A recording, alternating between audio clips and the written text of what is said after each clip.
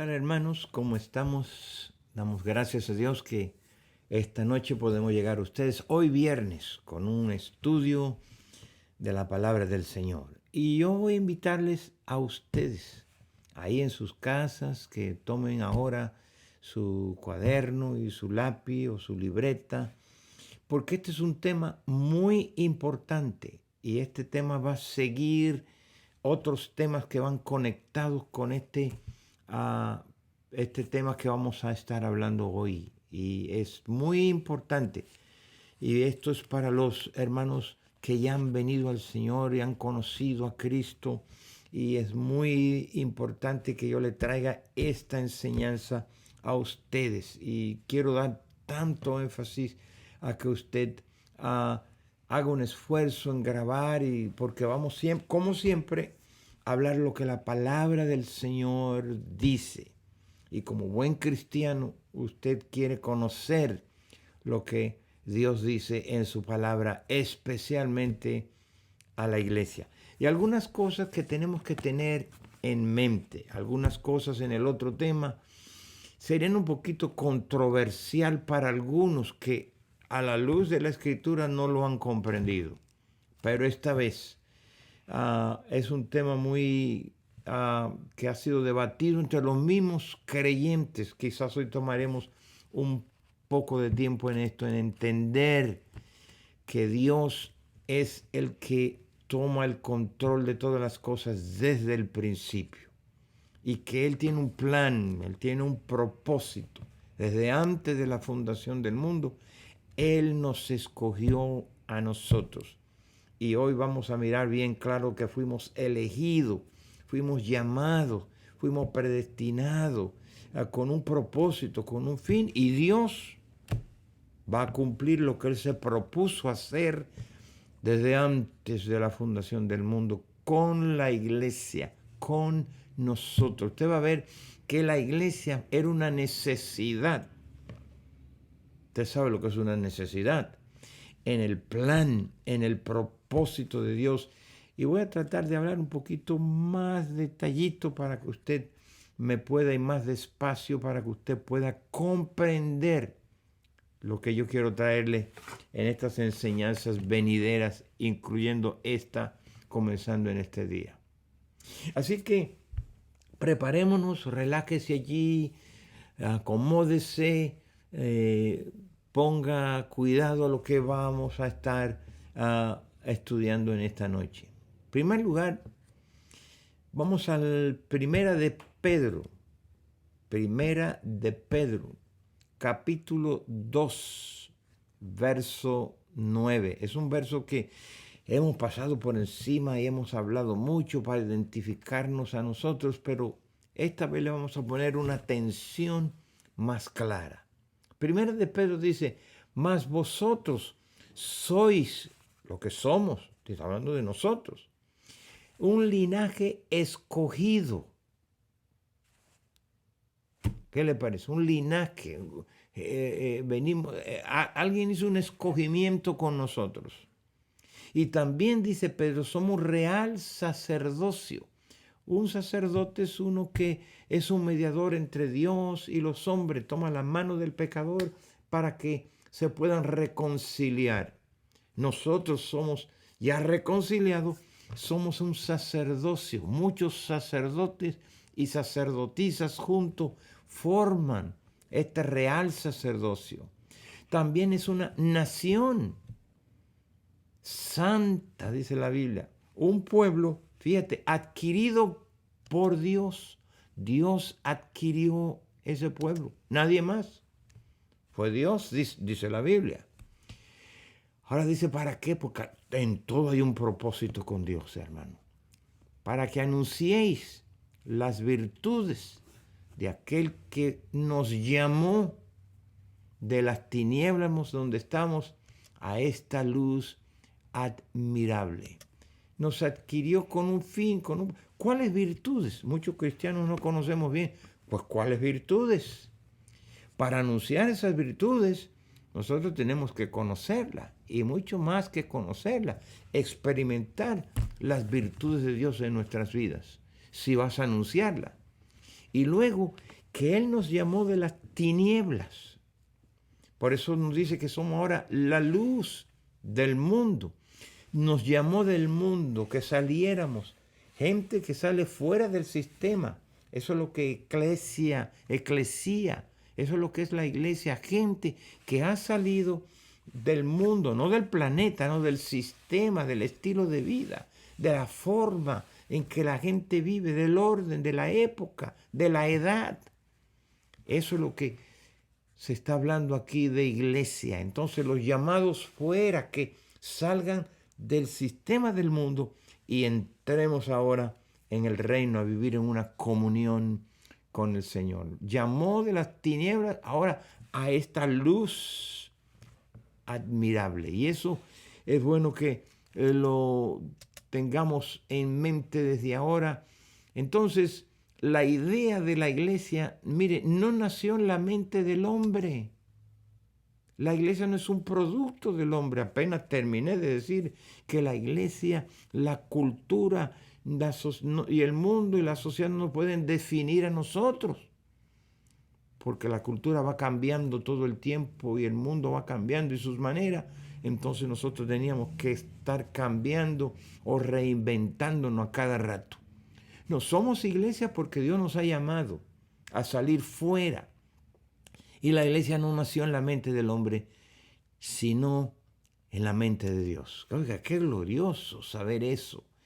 Que ahora usted, como parte de la iglesia, usted estuvo en la mente de Dios.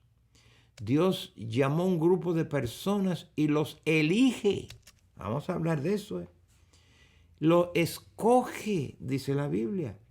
Predestina para sí mismo. De antemano. Destino. Un destino de antemano.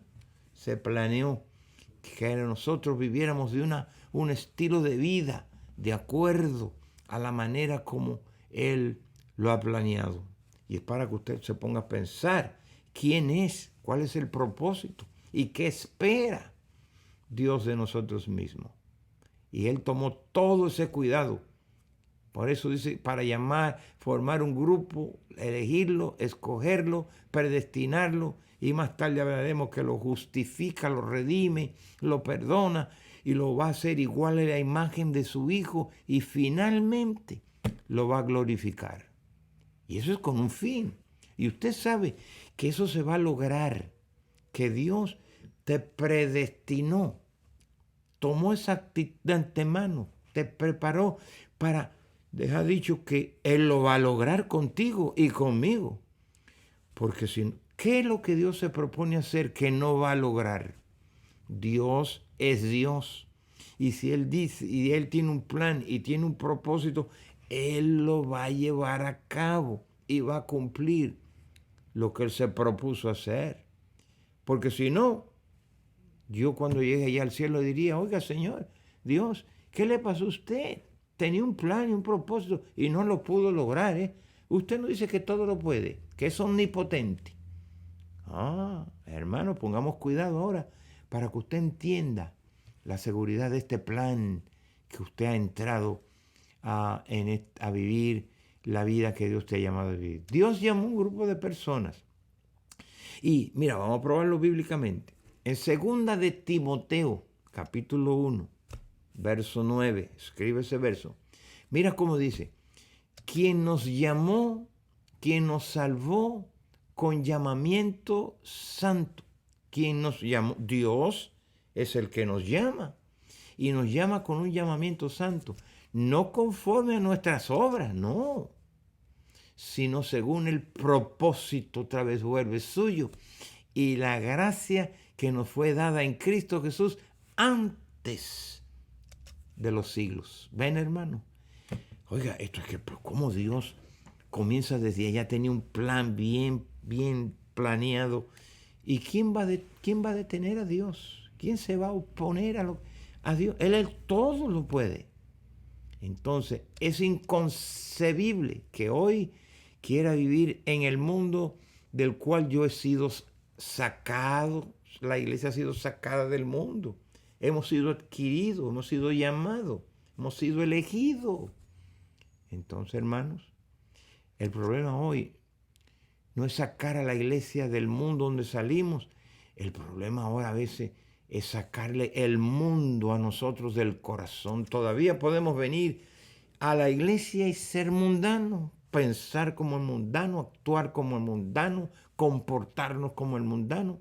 Entonces, ese es el proceso por el cual cuando tú vienes al Señor, Dios comienza a hacer una obra dentro de nosotros y comienza a quitar, a eliminar nuestros pensamientos, a cambiar nuestras actitudes, nuestro comportamiento y nos da una nueva identidad porque está haciendo un trabajo dentro de nosotros, hermano. Por eso vuelvo a repetirte, somos linaje escogido, somos real sacerdocio, nación santa, un pueblo que Él adquirió para anunciar las virtudes de aquel que nos llamó de las tinieblas a su luz admirable.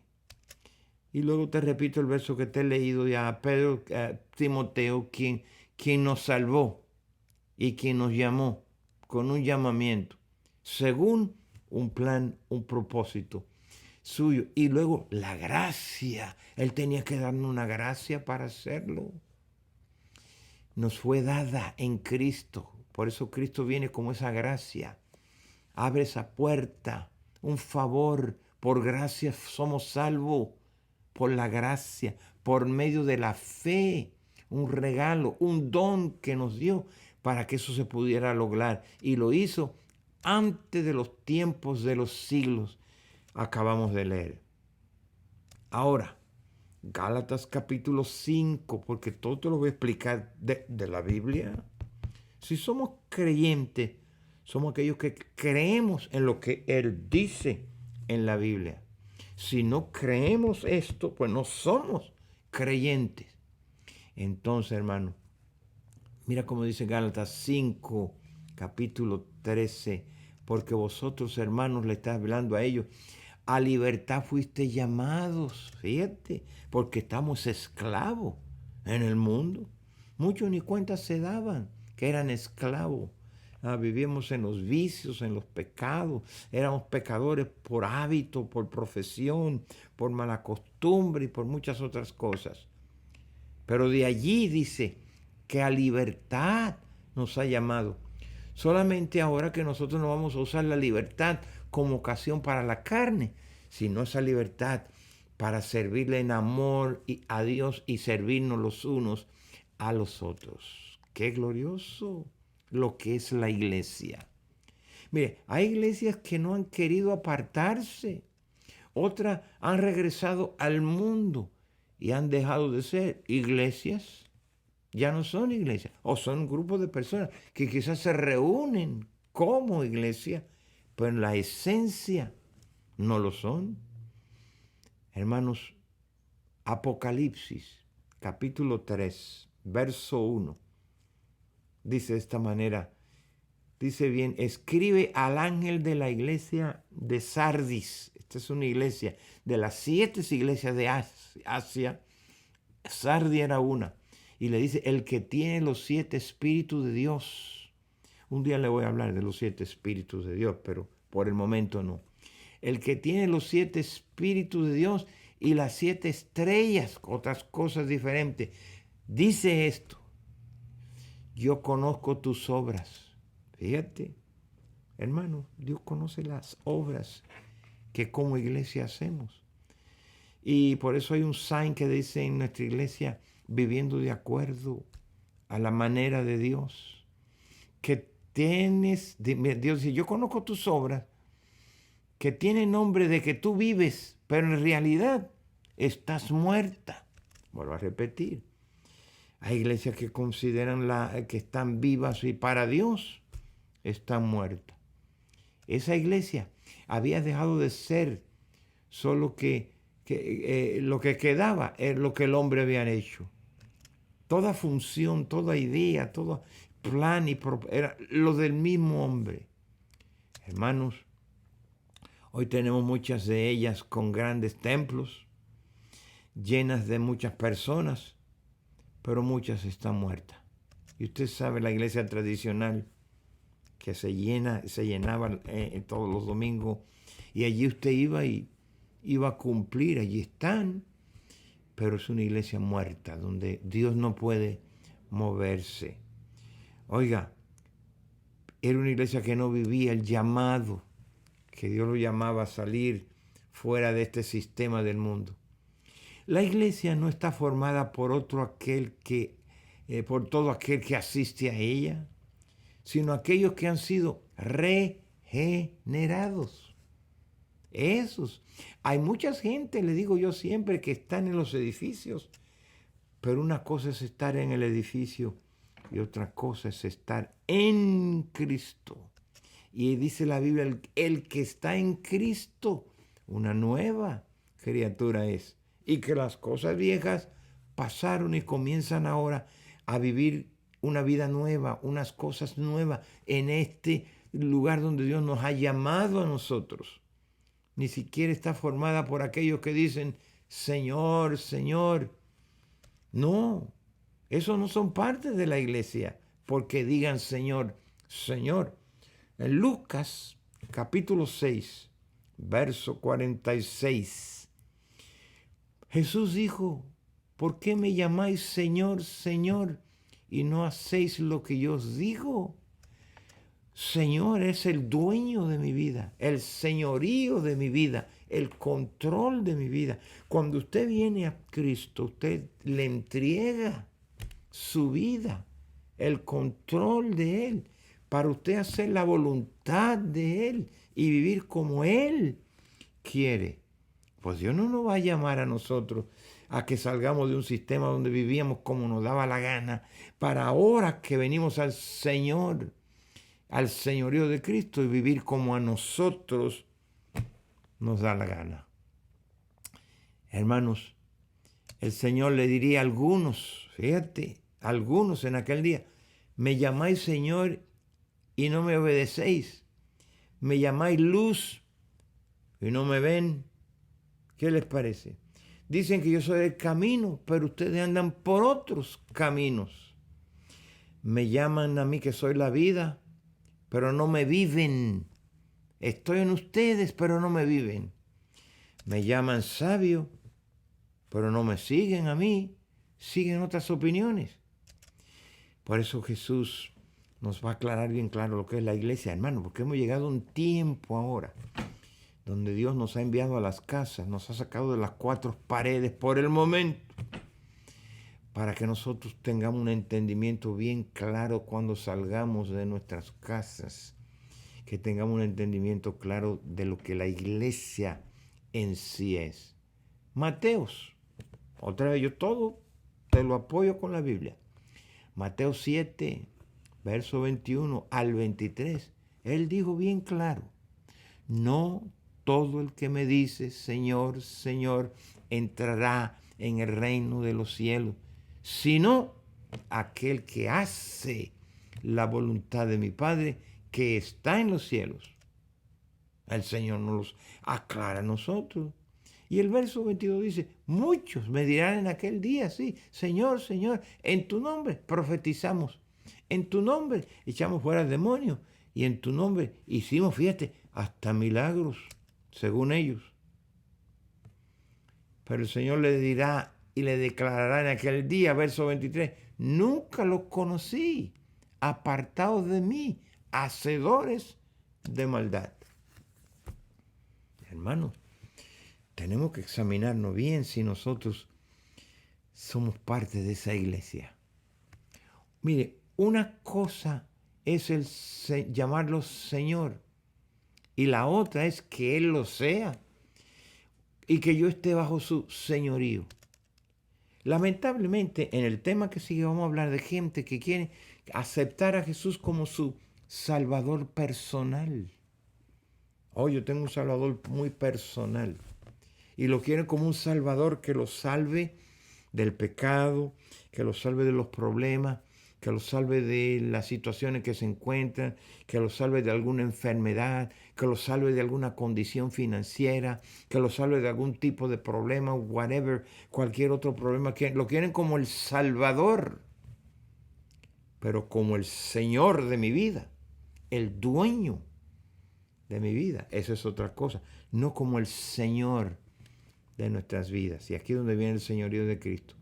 Así que el llamamiento de la iglesia es el llamamiento a la iglesia en dos direcciones. Eclesia quiere decir salir fuera del sistema pecaminoso del mundo. Mire, la Biblia dice que Cristo amó a la iglesia y se entregó a sí mismo por ella. ¿Pero para qué? Con un fin, con un propósito. Amén. Efesios, capítulo 5, verso 25 al 27. Te estoy dando tiempo que lo escriba, lo busque ahí en la Biblia. El Señor es una comparación de la iglesia debería ser como las parejas casadas. Y Él le dice, maridos, amad a vuestras mujeres. Número 1, hermanos, maridos, esposos. El Señor no te pregunta. Si Él es tu Señor, Él te manda, te ordena a amar a vuestras esposas. Usted diría, bueno, hermano, usted no conoce a mi esposo. Bueno, usted búsquele la manera para cumplir lo que Dios te pide que hagas. A ver, busque usted la manera. Y dice, así como Cristo amó a la iglesia. ¿Cómo se llama? Que se entregó a sí mismo por ella. ¿Para qué? Para santificarla y habiéndola purificado en el lavamiento del agua de la palabra. Oiga, a fin de presentársela a sí mismo una iglesia gloriosa que no tuviese mancha ni arruga ni cosa semejante, sino que fuese santa y sin mancha. Hace una comparación, no voy a hablar mucho de ese detalle, pero nos corresponde a nosotros con la palabra santificar, enseñarle los planes, los propósitos de Dios a nuestras esposas. Lamentable hoy en día, la mujer a veces la que tiene el control en la vida espiritual más del hogar que el esposo. Pero no fue así el plan de Dios. Y sigue hablando, Él quiere una iglesia santa que se entregó para Él santificarla. Él santifica por el Espíritu Santo, una obra que Cristo hace en cada uno de aquellos que componen su iglesia. Ahora, déjeme explicarle algo en cuanto al bautismo del Espíritu Santo, para que entendamos bien. El Señor Dios había dado la promesa del Espíritu Santo. Sea bautizado en el Espíritu. Es ser introducido en una unión espiritual con Cristo. Es lo que es. Una unión espiritual con Cristo. La Biblia dice que el que se une al Señor, un espíritu, es con Cristo. Es metido en Cristo y te une a Cristo. Y cuando una persona se convierte al Señor, recibe el don, el regalo del Espíritu Santo. El Espíritu Santo que recibe es el que les da y les suministra los dones, porque Él dio dones a la iglesia y con una razón y con un fin, con un propósito. Él le dio habilidades, capacidades, todo lo necesario para servirle a Dios y para que disfrutemos todo lo que Él nos ha dado. Yo siempre creo que los dones dados a la iglesia y en la iglesia hay personas que tienen esos dones porque ya Dios los dio, dones de enseñanza, dones todos los dones que Él ha dado a la iglesia, pero son usados para ser usados en el mismo cuerpo, a favor del reino, no para nuestro beneficio, pero para que disfrutemos todo lo que Dios nos ha dado.